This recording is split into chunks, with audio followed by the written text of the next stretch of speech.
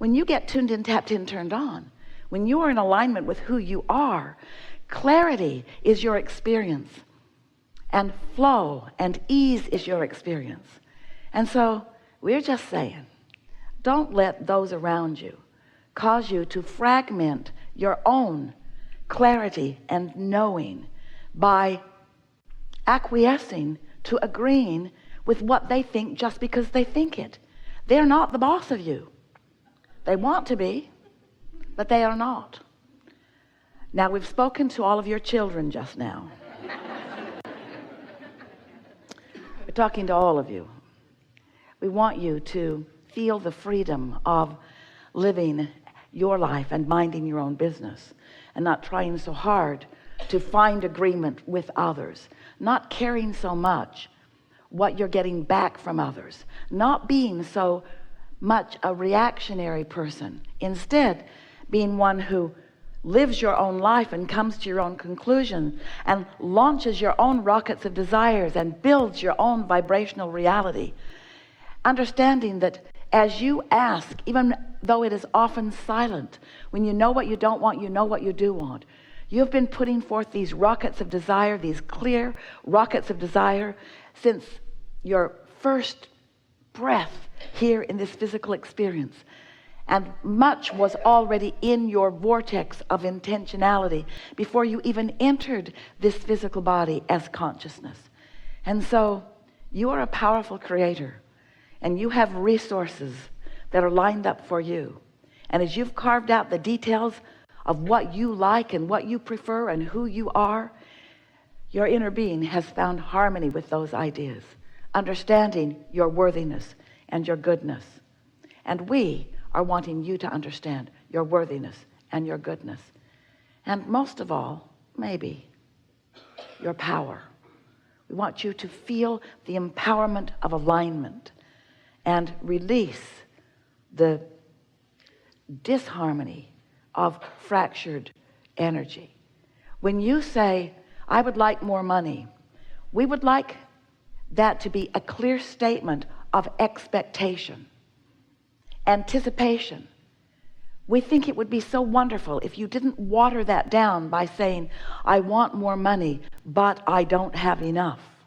That's a fractured statement. That's a fractured point of view. That's weakening your desire. Your desire was clear every time you launched the rocket, and Source heard you and believed you and agrees with you and is lining up circumstances and events to accommodate you.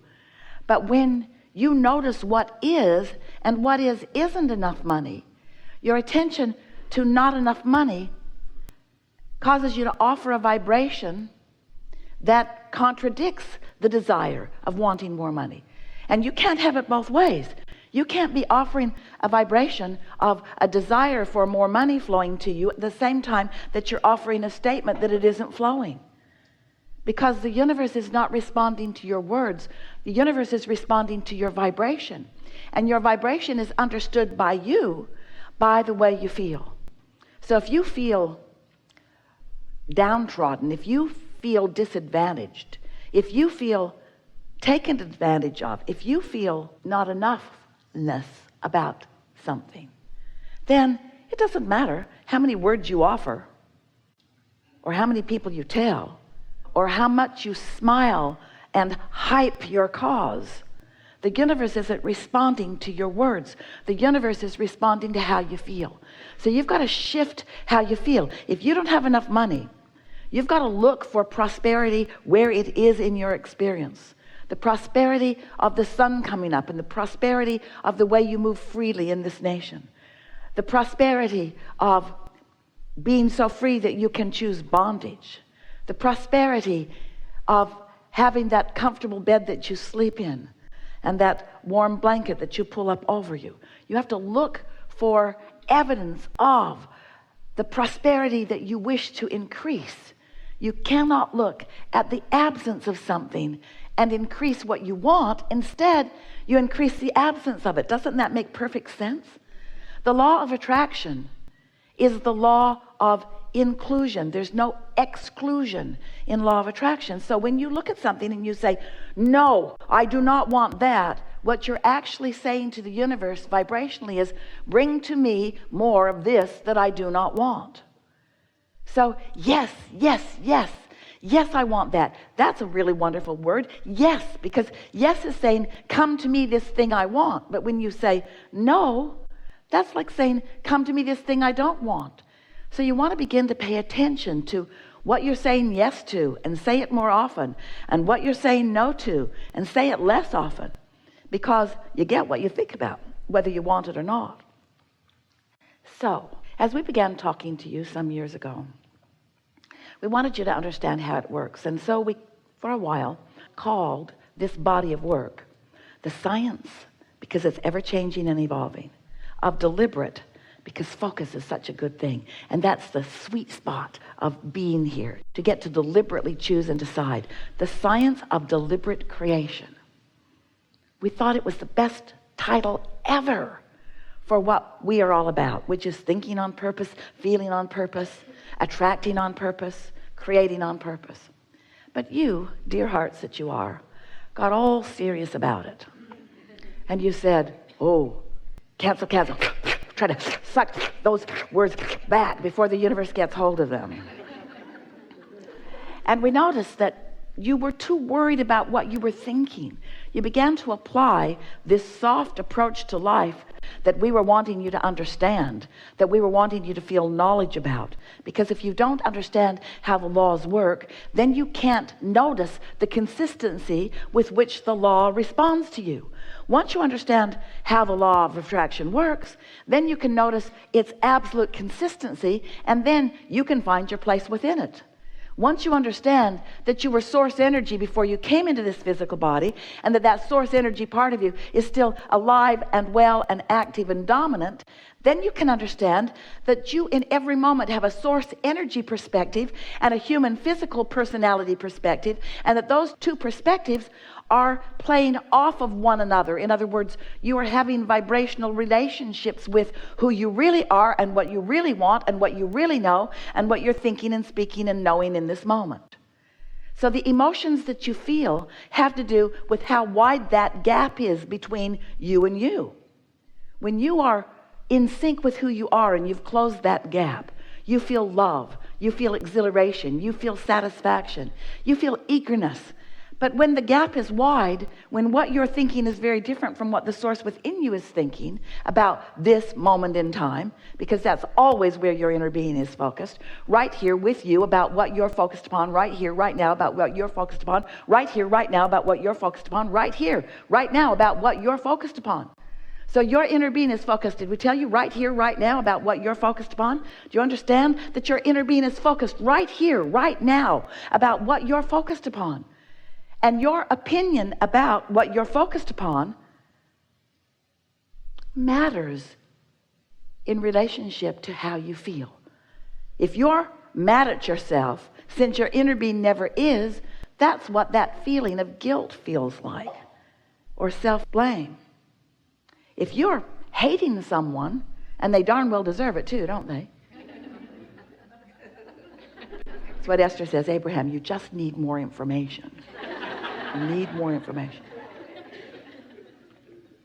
If you're hating someone, that feeling of hate within you is the emotion that you feel when what you're thinking about right here, right now, and how your inner being is viewing it right here, right now, are vibrationally different. So once you realize how long you have lived, how many lives you have lived, how much you've come to, how expanded and evolved you are, and how important this life has been in adding to who your inner being is, the total expansion of who you are, then you come to understand quite easily with a little bit of practice that caring about how you feel means caring about this gap, caring about how you feel and doing something about it gradually. You can't do it all at once any more than you could just jump over a house. You have to gradually move it. A few years ago, Esther and her wonderful team and many of you went on a cruise to the Panama Canal. And it was so interesting because the water level as they approached the canal was 84 feet difference from the body of water that they were going to be in on the other side of it. 84 feet. Now that ship is not just going to jump 84 feet. It would be hard on the ship and everybody in it. So instead, it just moved into a channel, and then the water gradually rose. And when the water was level with the next lock, they opened the gates and the ship just sailed in. And then the water rose again.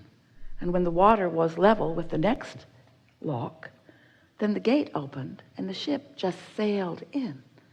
And so in a relatively short period of time, much shorter than Esther wanted it to be because it was awesome to see, that big passenger ship that seemed like it was more than a city block long just moved up that 84 feet. And that's what we want you to understand relative to what you've got going on vibrationally. Maybe things have been happening and you've been focused upon them, and you've been doing what is normal sort of kind of to do when you're physically focused. You react to the condition, and so you've set a vibrational tone. You've thought some steady thoughts. You've formed a belief about something. You believe that sea level is here when you'd like it to be here, and you can't suspend those beliefs because what is promoting them. Isn't that interesting? That was Esther's first grievance with law of attraction. Ooh, this doesn't seem right, that what I'm focused upon has me feeling this way, and because I'm feeling this way, more things like it are coming to me. So I keep just proving my belief. She argued with us early on. She said, but Abraham, it's true. It's true. And we said, what's that got to do with anything? And Esther just couldn't believe she was hearing infinite intelligence quibbling about truth.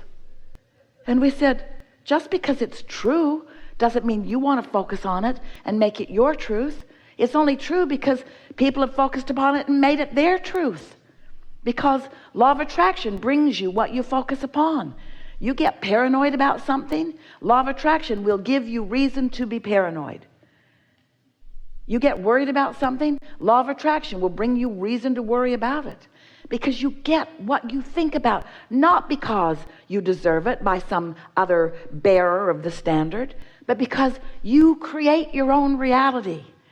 And so, as you begin to understand that you create your own reality, and you understand that you are source energy in a physical body, and you understand that you've been sifting and sorting and knowing what you don't want and knowing what you do want and asking and launching rockets of desire that are held, literally, we're not kidding you, in a vibrational reality where your inner being is tending to them, and circumstances and events are being gathered in order to bring you the full fruition of what you want. But in the beginning, they are thoughts. They have not yet turned to things. They are vibrations that you cannot see or hear or smell or taste or touch. But they are real, and they are evolving, and they will become reality if you allow these nurtured vibrations, and we promise you they are nurtured by source, by your inner being, by all that is. They're being nurtured for you and ready for your clear, conscious receiving of them. But you've got to be in the vibrational vicinity of what you're asking for in order to be the one who gets to witness the turning of those thoughts to things in your life experience. You know, you are evolving, expanding. It's our favorite thing about this. Your economy is enormous in comparison to what it was 100 years ago, or 50 years ago, or 10 years ago. And goods aren't being trucked in from other planets. You don't see that pipeline in the sky anywhere, do you? It's what's going on here. It's vibrations turning to economy here. It's vibrations turning to expansion here, right before your eyes. So, we are eager to have this leading edge conversation with you. We are eager to explore with you the power that is yours. We are eager to assist you in no longer squandering your own power with petty, unimportant quibbling over stuff that does not matter. We're eager to assist you in jumping over the house. One lock at a time.